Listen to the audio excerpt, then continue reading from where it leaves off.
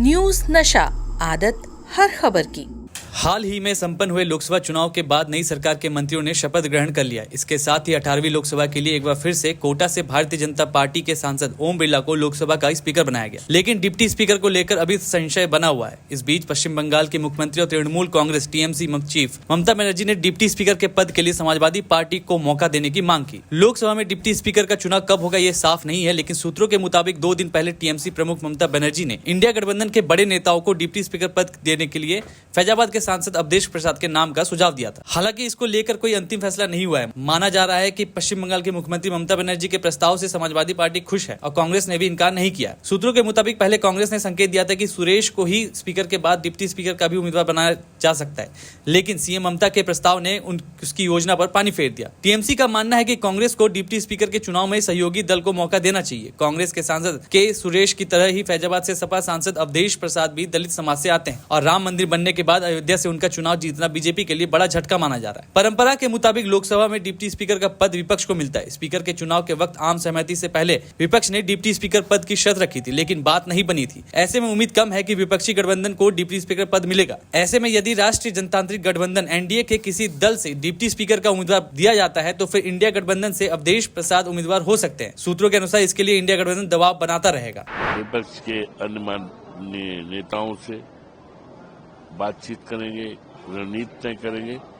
सारी चीज सब कुछ दारोमदार उन्हीं के ऊपर है। आदरणीय अखिलेश यादव जी के साथ जो खबरों के बारे में आप बता रहे हो, अन्य माननीय नेताओं के बारे में, सहमति के बारे में, चर्चा के बारे में, उन सब को मैं आभार प्रकट करता हूँ।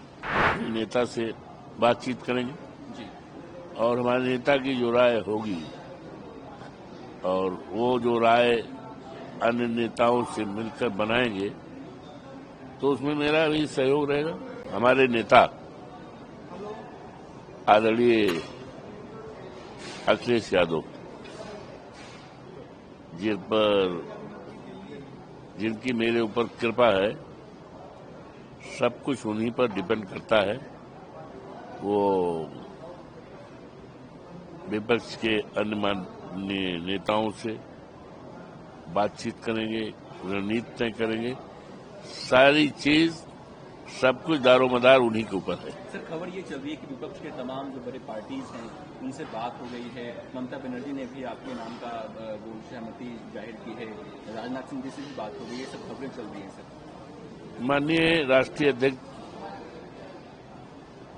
आदरणीय अखिलेश यादव जी के साथ जो खबरों के बारे में आप बता रहे हो, अन्य माननीय नेताओं के बारे में, सहमति के बारे में, चर्चा के बारे में, उन सब को मैं आभार प्रकट करता हूँ। सर, आप अगर डिप्टी स्पीकर बनते हैं तो ये अयोध्या के लिए, ये उत्तर प्रदेश के लिए, समाजवादी पार्टी के लिए या फिर विपक्ष के लिए कितनी बड़ी जीत होगी सर? अगर आप डिप्टी स्पीकर बनते हैं तो ये अयोध्या के लिए, समाजवादी पार्टी के लिए, यूपी के लिए, विपक्ष के लिए कितनी बड़ी जीत होगी? अगर लगाने का क्या मतलब है, आने दीजिए, let the time come, let the time come. और सर, आज संसद में ऑपोजिशन ने एक एजेंडा सेट किया है कि हमें ईडी सीबीआई की जो कार्रवाई है उसके ऊपर विरोध करना है, विरोध प्रदर्शन करना है। इस पर क्या कहेंगे आप? अब अभी चल रहे हैं, अपने नेता से बातचीत करेंगे जी और हमारे नेता की जो राय होगी और वो जो राय अन्य नेताओं से मिलकर बनाएंगे तो उसमें मेरा भी सहयोग रहेगा। मैं भी शामिल रहूंगा। विपक्ष के अन्य माननीय नेताओं से बातचीत करेंगे, रणनीति तय करेंगे। सारी चीज सब कुछ दारोमदार उन्हीं के ऊपर है। आदरणीय अखिलेश यादव जी के साथ जो खबरों के बारे में आप बता रहे हो, अन्य माननीय नेताओं के बारे में, सहमति के बारे में, चर्चा के बारे में, उन सब को मैं आभार प्रकट करता हूँ।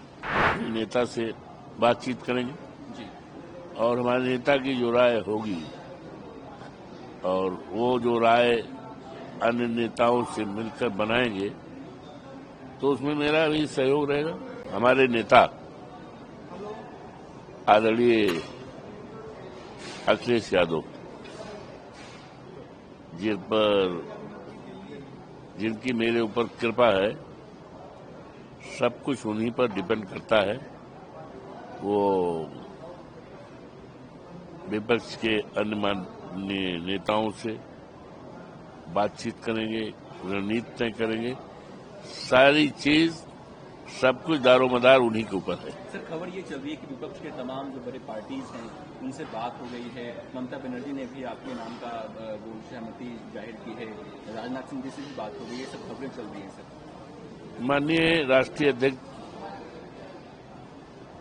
आदरणीय अखिलेश यादव जी के साथ जो खबरों के बारे में आप बता रहे हो, अन्य माननीय नेताओं के बारे में, सहमति के बारे में, चर्चा के बारे में, उन सब को मैं आभार प्रकट करता हूँ। सर, आप अगर डिप्टी स्पीकर बनते हैं तो ये अयोध्या के लिए, ये उत्तर प्रदेश के लिए, समाजवादी पार्टी के लिए या फिर विपक्ष के लिए कितनी बड़ी जीत होगी सर?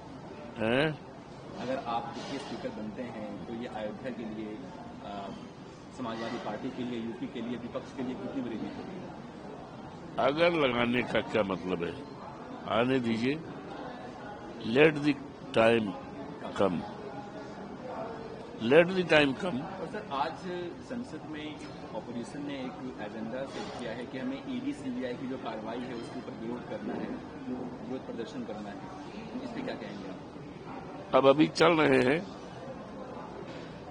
अपने नेता से बातचीत करेंगे जी, और हमारे नेता की जो राय होगी और वो जो राय अन्य नेताओं से मिलकर बनाएंगे तो उसमें मेरा भी सहयोग रहेगा। मैं भी शामिल रहूंगा। नमस्कार। और आप हमसे जुड़े रहने के लिए सब्सक्राइब करें YouTube पर, फॉलो करें Twitter पर और लाइक करें Facebook पर। और ज्यादा जानकारी के लिए आपको